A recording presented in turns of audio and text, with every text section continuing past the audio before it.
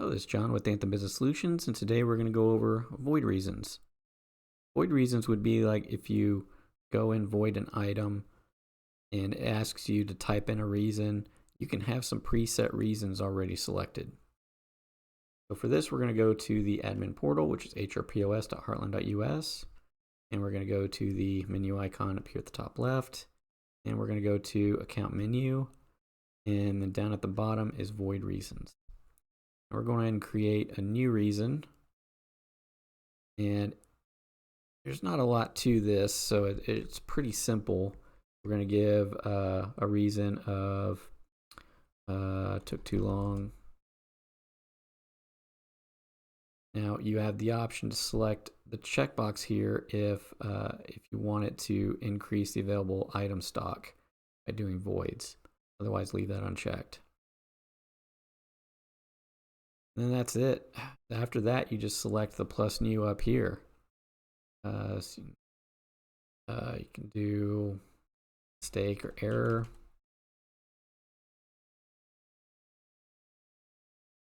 You can name all types of stuff. Do kitchen error. Save it. Do one for testing.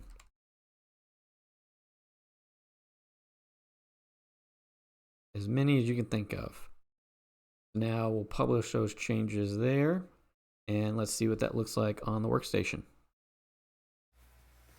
Okay, so now that we have the void reasons in here, I rang up several items now, and I already sent it, so it's already saved. Works the same as if you already checked out too and just need to void these off. But when you go to void an item, you select the item, you click void, and here where it asks for the description, you can either type one in here, you can type your own, or you can choose one of the quick ones that we just did. So we can choose testing and hit void. But that's all there is to it. Thanks for watching.